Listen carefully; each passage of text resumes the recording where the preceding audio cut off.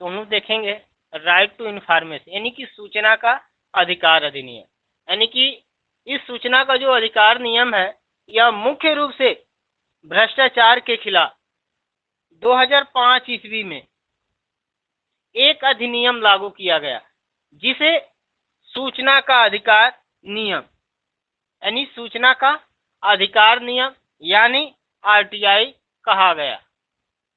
और इसके अंतर्गत कोई भी नागरिक किसी भी सरकारी विभाग में कोई भी जानकारी ले सकता है, यानी कि देश का कोई भी नागरिक है वो किसी भी सरकारी विभाग में कोई भी जानकारी ले सकता है।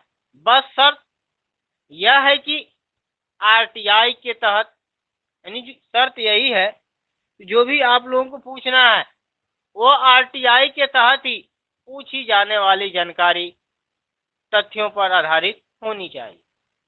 यानी हम किसी भी सरकारी विभाग में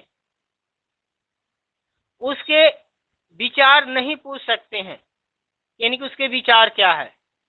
जैसे आपके इलाके में विकास के कामों के लिए कितने पैसे खर्च हुए हैं और कहाँ खर्च हुए हैं, आपके इलाके की राशन की दुकान में कब और कितना राशन आया, स्कूल, कॉलेज और हॉस्पिटल में कितने पैसे खर्च हुए, जैसे सवाल आप सूचना का अधिकार अधिनियम के तहत ही पता कर सकते हैं।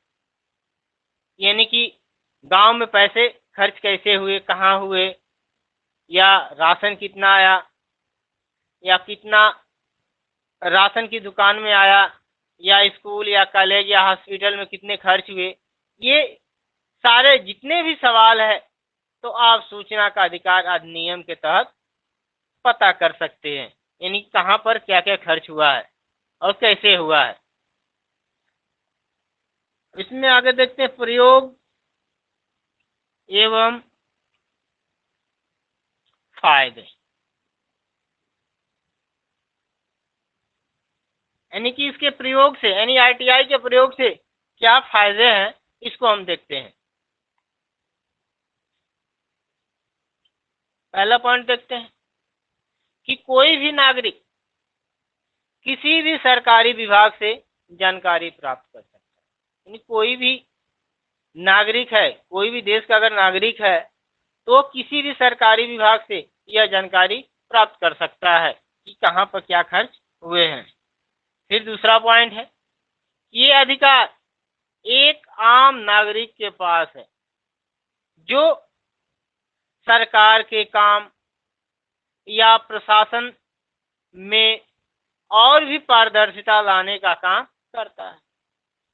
यानी कि ये अधिकार जो होते हैं आम नागरिक के पास होते हैं जो कि सरकार के काम या प्रशासन में और भी पारदर्शिता लाने का काम करता है। यानी सरकार ने कैसा कार्य किया है।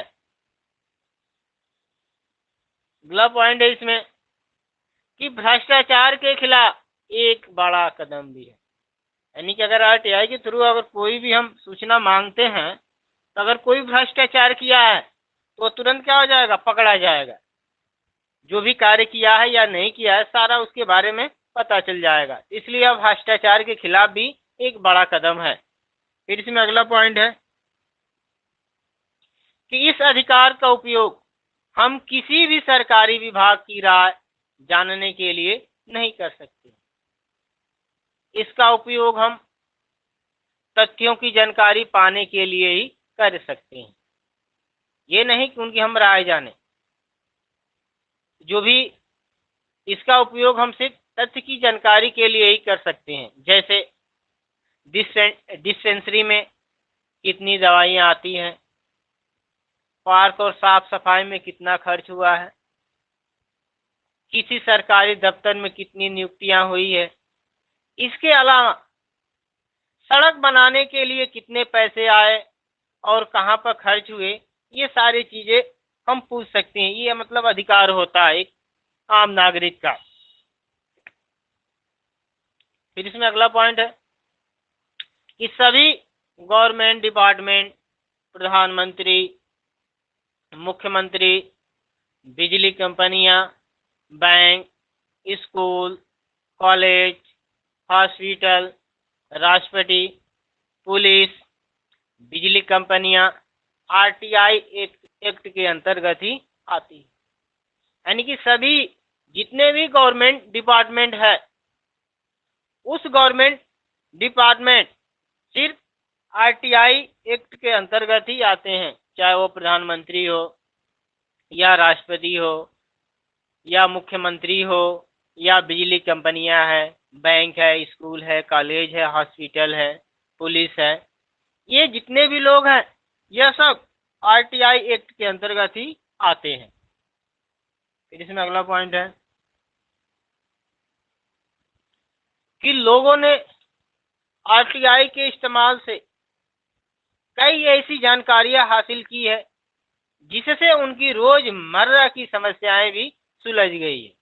यानी ये आरटीआई के द्वारा ही बहुत से ऐसे लोग हैं जो कि आरटीआई का इस्तेमाल करके ऐसी जानकारी हासिल की हैं जिससे उनकी रोजमर्रा की समस्याएं सुलझ हो गई है, यानी समाप्त हो गई है। फिर इसमें अगला पॉइंट है कि सरकार की सुरक्षा से संबंधित जानकारी या गोपनीय जानकारी इस अधिकार के अंतर्गत नहीं आती है। इन जो भी सरकार की सुरक्षा से संबंधित जानकारी है या कोई गोपनीय जानकारी है तो इस अधिकार के अंतर्गत वह नहीं आती है।